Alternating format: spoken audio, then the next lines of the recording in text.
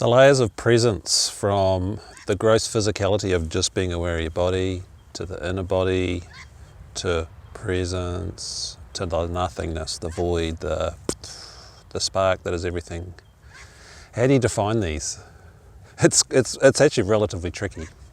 So what I've noticed over the years, whenever I've run groups, and even last weekend with 25 people in the room, I described the nothingness. And I said, how many of you know what I'm talking about? And everybody raised their hand. Everybody. I think in some respects all humans have glimpses and experiences of it. But when you experience the real base, not just the buzz of your body, the energies, what Eckhart Tolle would define as the inner body, and then the subtler presence under that, which is the okay space that allows everything to be. It's just consciousness. It's kind of spacious and kind of holds everything. But under that is the void, the true nothingness. It is, it's hard to put into words. Now, I've just had a session with someone and I got them to describe their version of the nothingness. And what was very clear is as you practice all this stuff, like I always say, it's a relentless practice and you accustomize to it. By the way, I'm Jason at AwakenedEssence.com. As you acclimatise, you become very aware, very used to the feelings. So right now, I'm aware of the energy around my hands. Right? I teach healing stuff, golden ray. Sign up for the online course, get the attunement. It gives you another portal of presence. I go to hands as I talk about it. Right?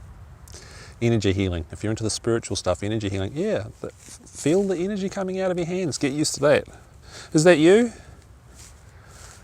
If you do Reiki or whatever you do, touch for health, pranic healing, it's a nothing, isn't it? It's kind of in a body, but universal energy. So as you practice these things, you get more and more used to them, and as you practice being a healer, you get used to the different sort of energies and what that means and how to help people better and hopefully give more effective healings to people. Presence practice is no different, but you're the one that benefits. You get used to it. You become nuanced at it. You get really good at it. You become a black belt at it. That's enlightenment, black belt of presence. Right? You go through the gradings, you get the tests, you practice over and over and over, you master it, you go to the next level. You start off as a white belt, then you get a red belt, then you work your way up through your green and brown and then to black, then you're a first dan, black belt, when you've just entered the enlightenment phase. But you're not really matured till you're a fourth dan black belt, and people that do karate, it takes a long time to get to fourth dan black belt. A lot longer than it took to get to the black belt. It's a lot more excruciating. The assessments are a lot longer. Well, awakening and the deepening is no different. You go through more layers. So, I was going to talk about the nothingness. Enlightenment is when abiding presence is when that deepest layer, the nothingness that's everything, that isn't a person, it's just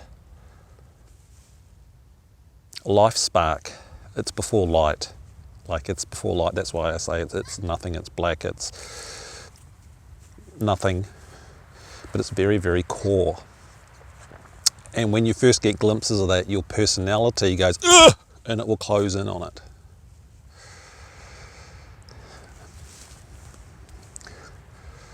If it doesn't, then you awaken. But now,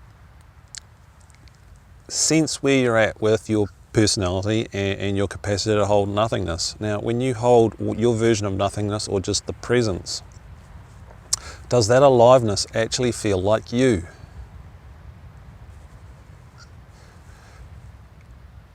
The thing that takes ownership, it knows it's not that stillness, right? Otherwise you would live in the stillness non-stop. you be awakened, permanently abiding, enlightened. So it's not you. As a seeker, the calling to God or trying to get away from the pain means you want to go towards that. That's the motivation to practice. That's the motivation to go home, to worship, to all that stuff. All right.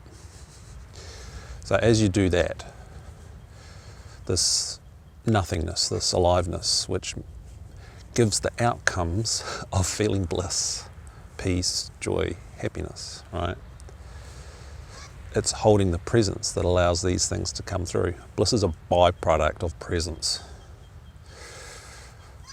Unless you're going into your mental body, your higher mental body, the bliss body, and you get bliss that way through doing it through your head. A lot of people do that. I did that for many, many years before I realised, it needs to be in here and it needs to be grounded. So yeah, I did the mental body bliss, the bliss body bliss for 12 years. A long time to do that stuff. So I know when it's real and when it's the fake one. Very nuanced at it. Very nuanced at creating exquisite levels of bliss and bodily avoidance and mind stuff. This is why I say a lot of people are in their head with this, because they are. It feels terrible when you learn to be grounded. Now, as you become accustomed to your presence, there is something that's more nothingy that you can't quite point to. That is, you just know is the core spark of everything, but it's absolutely nothing. It's expansive, but it's not. Sometimes it actually implodes into nothingness, and as it implodes into infinite nothingness, it gets really, really huge. So yeah, I'm using words that contradict because that's exactly what it is. Dichotomy is often part of this process. If it's not oxymoronical and dichotomous, then chances are it's not right. So with the nothing comes everything. Before the Big Bang, before this physical universe existed, there was nothing. It's in the Bible, you know, Big Bang or whatever. Oh, wow, a universe just popped out of nowhere. So that place, what happens is, as you practice presence, your psychology, your person, your ego, and your unconscious mind and its habits, its programs, its defensive mechanisms to keep you safe that you developed since you were in the womb through to now today, unfold so you can hold this bigger something which freaks out the person, freaks out the ego, the personality, because it's an individual. So the individual needs to acclimatise to the everything. So this is the process. So bit by bit, as you practice really good, you practice consistently, or if you're just one of these lucky people and you just kind of have it happening a lot. These people do exist. They're called old souls and all that stuff. But anybody can awaken, let's be clear about that, because it's an unconscious process. It's an unconscious practice of learning the habit to be what you were when you were born. It's called the return to innocence, right? It's a saying, it's an enigma song as well, return to innocence. It's what it means. As you return to innocence, you return back to that nothingness, but you still hold, well, for me, Jason Guy is still here. Eckhart Tolle Presence is still there. Adyashanti Guy is still there. The person is still there, obviously, right? You talk to them, you call them by that name. You don't go, hey, nothing, nothing, nothing, nothing, nothing, and they know what you're talking about. No, you use language. Hey, Adya, blah, blah, blah. So, as you deepen, being aware of your body, tummy, pelvic floor, hands, feet. Were you doing that before I prompted you like I do in all the other videos? Feel, be aware of pelvic floor. Get under all that stuff. Get that far away from your head. This far away from your solar plexus. Solar plexus, identity, emotional center. So you're under it. That way you can ground. So as you ground, are you aware of the space in your body?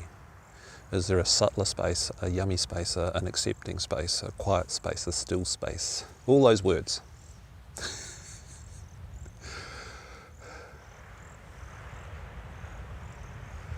Yes or no, or is the head going me? Right, back to the space. Doesn't matter if the head's chattering. As you practice and get used to this practice of coming in and doing the body parts, you will be able to listen to your head and feel this at the same time. Then, this is where we're getting to with the nothingness. You will have those deeper moments, those bigger insights, those samadhi things, the different awakening experiences where it's like, oh, I'm no one. How long they last, how deep and strong they are will vary. One according to you, and two according to grace. The nothingness, the grace, they're the same thing really. You will have more of these. What that does is it allows your person to become more okay with that. Ooh, I'm nothing. Right? Gives you the ability to look in and allow it to come through. And the amount it will come through, how long it comes through, the depth of how long it will come through will grow over time because you get used to it. You earn your black belt, so to speak, because you're better at doing the skill sets and the abilities and the state of being receptive to allow that which is nothing to be with you consciously as you, the person, get to experience the nothingness that you are. And if you're honest, self-honest, got to mention self-honesty in every video, notice how it feels if you say, that's me. Is that me? Just ask the question, is that me? Notice the feeling. Who's the owner? Yeah? Who's the owner? Who's the director of the consciousness? Who's the chooser? There is always a chooser, even when you're enlightened, because you choose to be aware of your nothing. Nothing doesn't go, oh, I'm aware of myself. That's why it created the universe, so it could see itself. Come on. Logical. So, as you deepen and your presence practice becomes stable, and your unconscious separation mechanisms to keep you safe as a person, as an identity, all those things you learnt when you were 2 and 3, that's mine. That's my name. That's mine. And some other kid cries, no, it's mine, right? You undo this consciously as you practice presence. But you, of course, you are still you. You know which car is yours. You know when you go to a supermarket, that's not yours until you pay for it, right? This is why we have all this psychological person stuff, so we can function in a body. The person gets used to this nothingness, and as the bits undo, as I keep saying in numerous videos now, this nothingness becomes more tangible. It does. So, talking to someone I was working with just before, they explained their version of it, and it was kind of very spacey and quite fleeting. I often say it's solid. It's like solid nothingness that's very, very solid, and sometimes it expands, it's big. But and also in other videos I might say it feels so solid it's more solid than gold, like really heavy. Solid nothingness. It does, it becomes very tangible. It's grown to be tangibly solid. It's always there. I cannot lose it regardless of what happens in life, which is why I always talk about being hit by a car and various, losing people and jobs and blah, blah, blah, right? It's there, always there. When you're doing your presence practice, regardless of where you're at, this thing will come and go until you hit the awakening, the proper abiding, the proper enlightenment phase, where enough of these separation things of the me, call it ego if you want, open up, and you can keep access to that.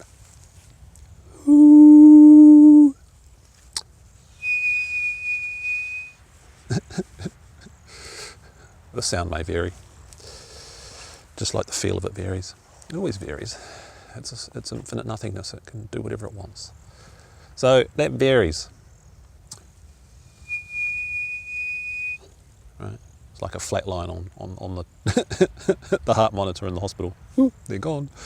Right? Listen, can you hear it? Yep. Okay. So you can have all the different senses pick it up. And this is another one you can work with your presence with your different senses. When you enter the abiding place, enough of these have opened up that you comfortably now know, gosh, it's here. Obviously, I'm not looking around for it outside of myself, but it's just like, wow, gee, it's already here. So that's what happened, right? I practiced the Eckhart Tolle power now thing, presence, presence, presence, grounding, grounding, grounding. Once I realised when I got some brutal feedback that I was in my head, incarnate, do it via this, right? Something changed. Oh, it's already here, my practice, like I say in these videos, although I still do it, but it's different now, because the nothingness is already there. Oh, it's already here. My presence practice isn't working. It's already here. Wow, this is a good phase. So it did.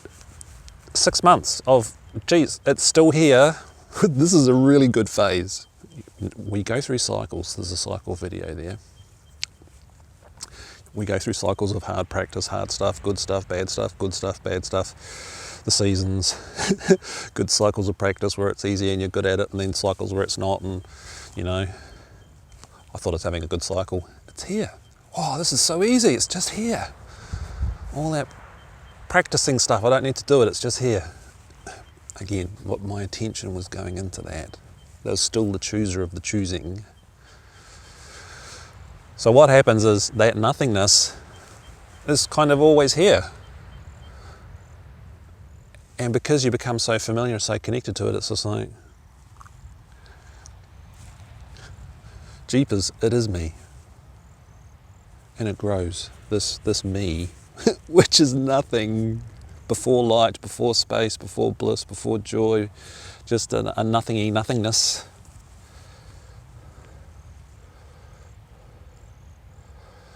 You know that's you. Like, and as you deepen and settle into your abiding, this is why it takes minimum 5 years while you are still practicing, still tuning in. So conscious person, conscious Jason person keeps checking in, even now, over 11 and a half years later, still checking in, but unconsciously I've become very, very deeply settled in it. Right? If my nothingness was to vanish, I would notice that as much as you would if you had your arms and legs cut off and you woke up in the morning and they were gone. You know your arms and legs are there, eh? I know my nothingness is there even more than that. Seriously. And life gives the evidence with what happens. Oh yeah, stillness is still here. All right. It grows, it becomes more established, you become used to it. It's still a nothing. So I'm talking to you as a Jason guy, as I fully feel, like it's gotten bigger because I'm focusing on it and talking to you guys, which then goes into the video and hopefully helps you to practice and feel it for yourself. And it will grow from whatever it is. If it's a grain of sand, sort of solid nothingness, empty nothingness, nothing nothingness, airy fairy, floaty nothingness, it's really hard to feel. It might just be a grain of sand, but as you practice more with these videos, you know, it'll get to the size of a pea. And you go, oh, got it. Oh, oh, saying, oh, I got it, meant I lost it. Right, that happens in the early stages. Ah, my chinny mind's back. And mind isn't a problem either. Let's be clear about that.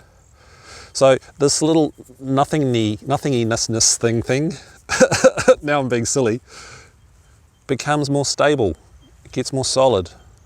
Nothing is more solid. You hear that frog? It sounded like it was being squeezed. This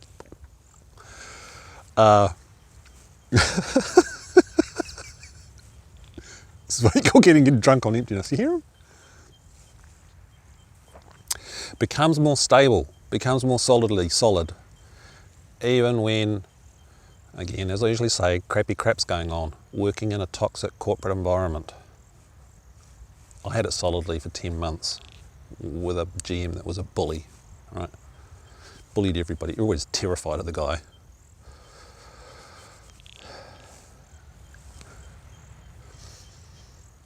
All right.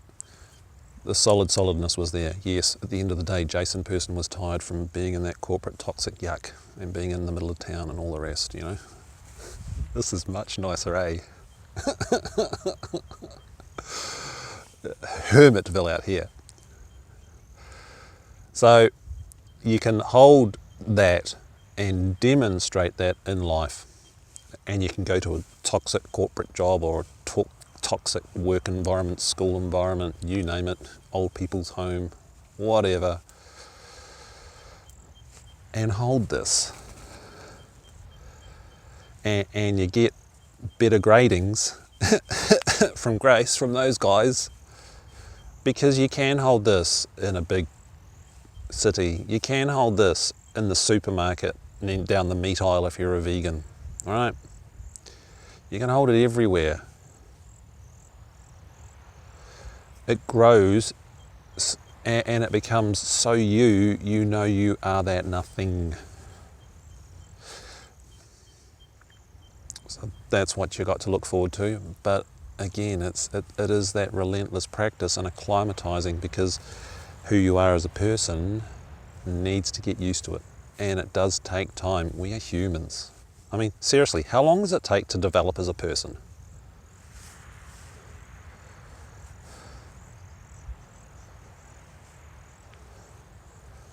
$18 years, 16 years, 21 years, or some people that are still at home when they're 35, well, maybe it's when they turn 40. Get what I'm saying?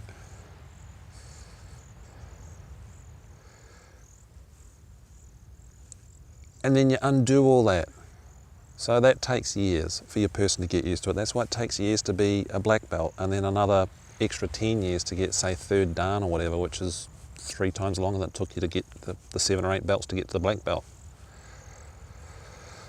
Your presence, your stillness, your nothingness is the same, and your awakening is the same. There are more layers of awakening after abiding presence. I call it transpersonal, and it's in the advanced awakening page where you go transpersonal.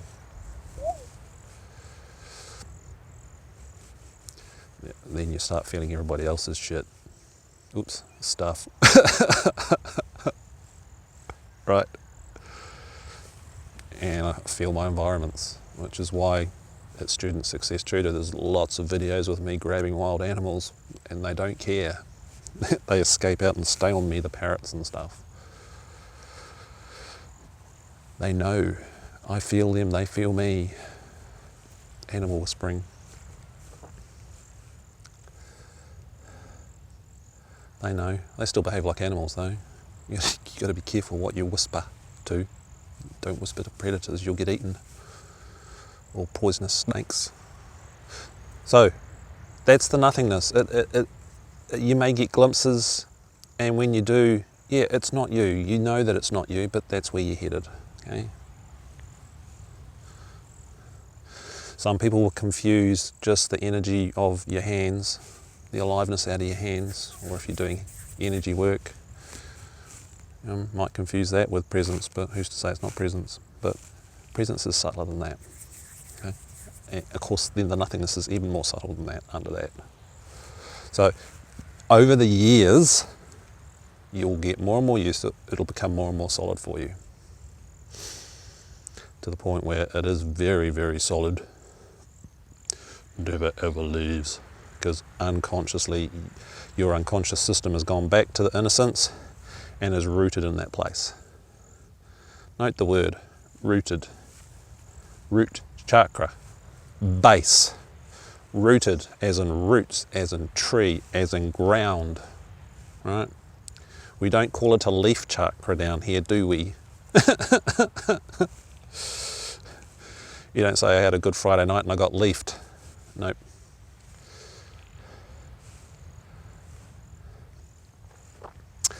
Grounded. That's where it is. That's what makes it real. Because your mind, you know, we can all close our eyes and imagine what Darth Vader looks like.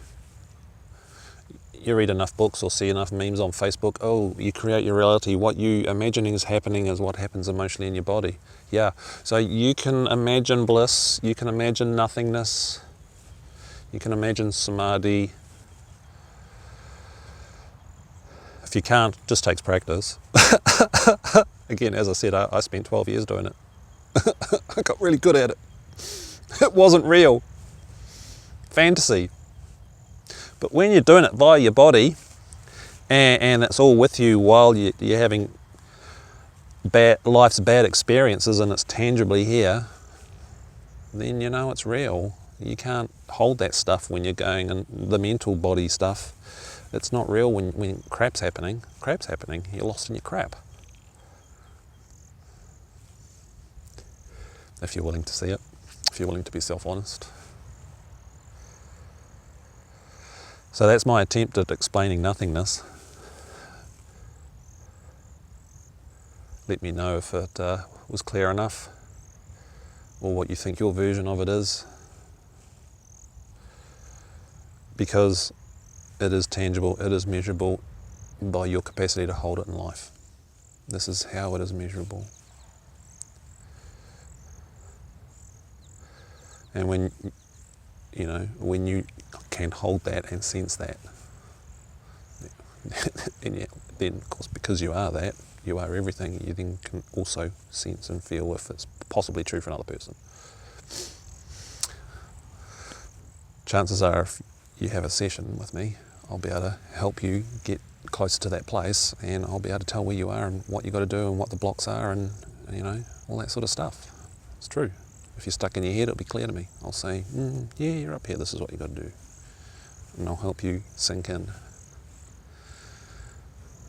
People don't like being told they're in their heads. It pisses them off. Their identity gets annoyed. Ugh! Don't tell me I'm in my head. Don't tell my me I'm in my head. Well, who you are is a nobody, so it really doesn't give a shit, right? So,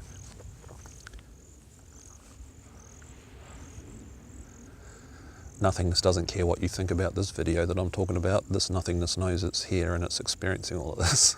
So does Jason Guy, because I'm feeling it.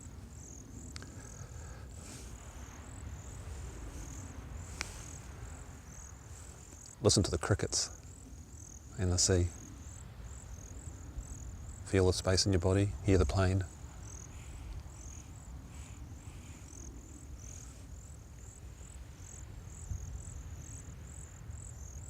Being aware of your pelvic floor, tummy, what's your breathing doing, what's your hands doing, how are your legs?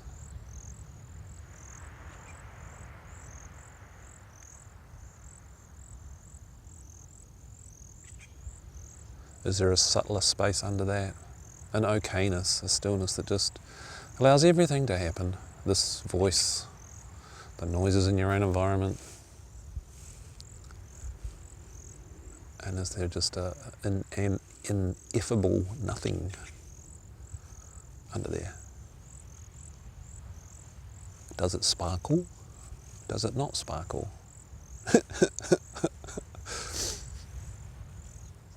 Can you kind of see it but not see it at the same time? It's all those funny words, eh? Is it huge but nothing? Is it falling in but exploding? Does it seem to have no edges but...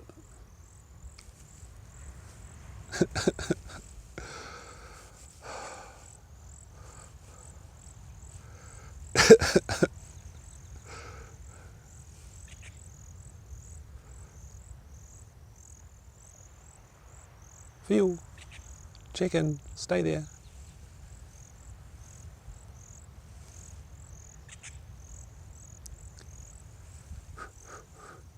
Practice, practice, practice. Enter, enter, enter. Hear the little squeaky frog.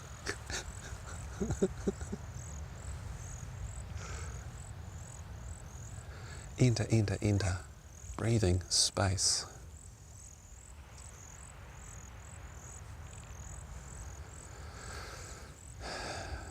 As you work your way through all this, you will have periods, if not months and months and months of this is really tediously boring. Well, that's just your personality.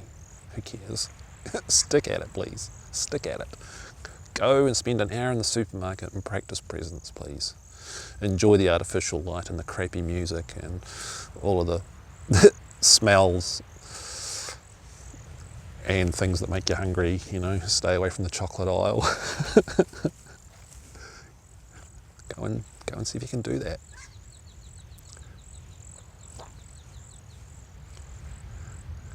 Be aware of the space. Come back, come back.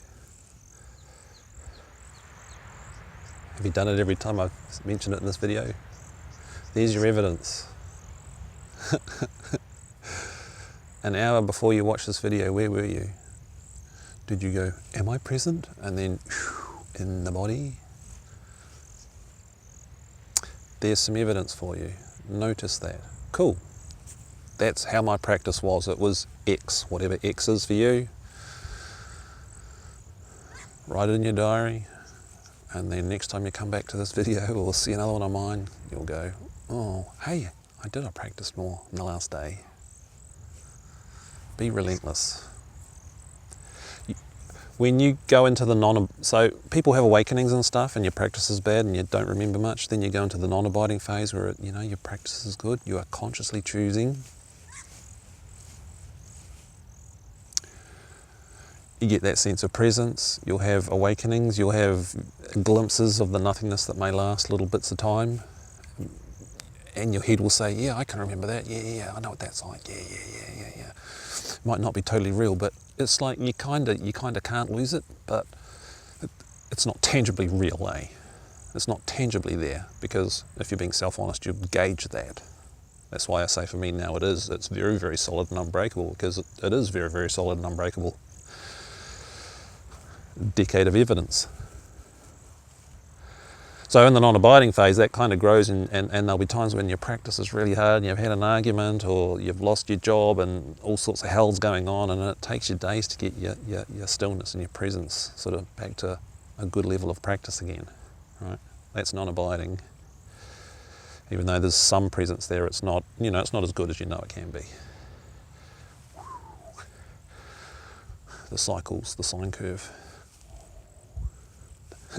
Like the moon. Full moon, new moon, full moon, new moon.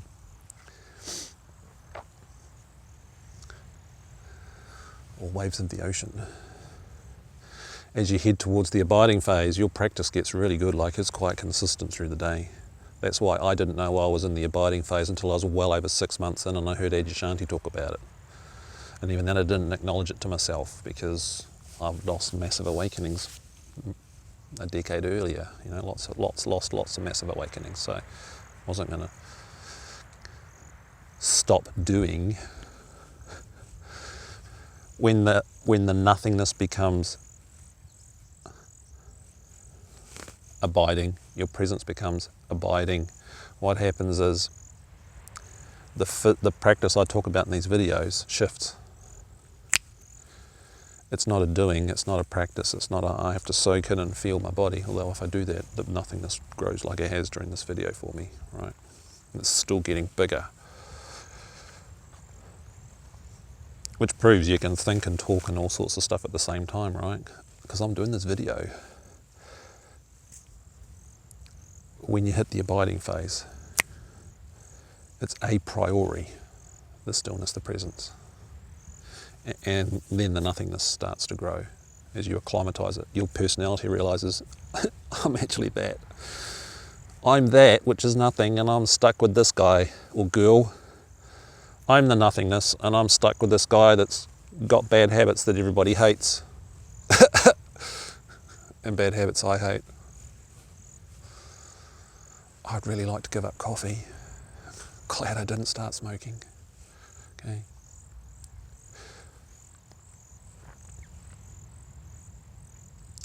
vigilance then becomes the word. It's not really a practice anymore, but it's the practice of being vigilant, because unconsciously it's there. Unconsciously I'm vigilant to that, and Jason keeps tuning in because it feels good. That's the whole point, isn't it? When something's good, you indulge and you enjoy it. Until you're not enjoying it anymore, then you stop doing it. It's like chocolate. Oh, first few pieces are great. By the time you get to the end of the block, it's like... That doesn't happen with presence or the nothingness, okay? Don't you just stay there. But what happens is the bliss and all that sort of stuff just becomes very ordinary. It's just like chocolate non-stop. So what? So if you're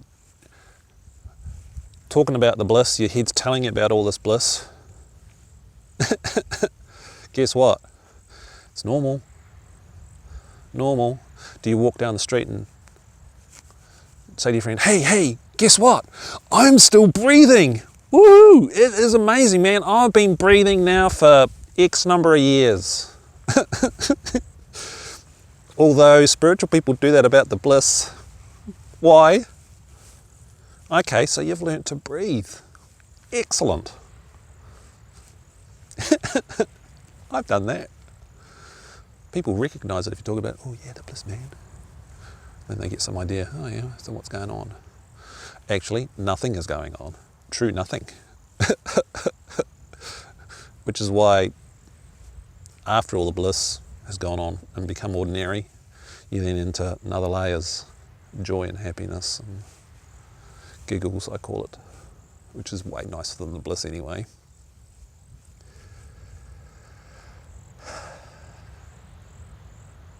So bliss. This is going to be a long video, isn't it? A lot of people are stuck in their mental bodies and are thinking all this stuff. They go into bliss. Ooh. And one young chap who's quite up here. Oh, when I meditate for long enough, the endorphins come out and I go into bliss. So what you're saying is you've gone into your mental body and maybe touching the bliss body, and you've gone into mental body bliss. The thing is with that sort of bliss is, if you hold that for 5, 6, 7 days quite intensely, you will notice you'll burn out. Literally, you literally feel burnt out and drained. And you will notice too, if it's a mental body type bliss, and this is how I can say it's measurable, right? Because I did all this stuff. You'll act out. You'll be silly. Not like I've been in this video, but silly. And it kind of deflates. And then again, so stuff can then happen and it knocks it out. The real bliss, the grounded bliss, that comes as a side product from your presence, your nothingness, that doesn't actually leave while you're having bad crap happen.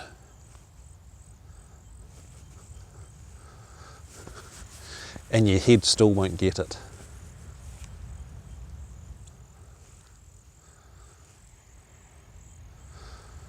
But you're allowing the crap, and because you're allowing the crap, because you're present, then the happiness and the bliss is there at the same time as crappy crap. Have you ever thought of what it would have been like for Jesus Christ when he was going through that 3-day crucifixion? Being poked with hot iron and fingernails pulled off and stabbed with swords, and then hung up on a tree, which hurts. I mean, come on, you got holes in you. Hurts. You're not being fed, so you're thirsty and hungry. It would have hurt. But he would have had his nothingness and his presence and his stillness with him, and he would have been allowing of that. He wouldn't have been screaming out, Jesus Christ! Like, might have been screaming out, Holy Moses instead. But you can guarantee he was screaming and yelling. Still happens. So this is how you know it's measurable. Deepens. How's your practice going? Still there? Hearing the crickets? Hopefully the wind's not too noisy. I didn't put the fluffy thing on. All right. So I'm going to wind this up. If this has helped you, make contact. We can have a chat. see about coaching. We'll take you there. You can measure it, and this can happen really, really smoothly. The pricing for it's ridiculously cheap. Like, seriously. Ridiculous. Come home. The videos, define it enough, stick at it, and it will happen. Let me know how you're going. Stick some likes on the YouTube thing for me. Share it. This level of clarity isn't out there yet for some reason. Why is this not this precise? Mind you, this only suits some people. Other people like the vague stuff. Do they come home or not is another story, because I'm saying this is measurable and definable. Isn't it? And it will resonate for you or it doesn't. That's fine with me. I don't care if nobody listens to me. My nothingness doesn't care. They care though. So we can save this place before we kill it. Be who you are. Remember, remember, remember. Go to a supermarket and practice presence. There you go. That's your task for the next day, if you should accept it. Now this recording is going to blow up in 10 seconds. Until then, see you in the next video. Jason. That's this person for AwakenedEssence.com.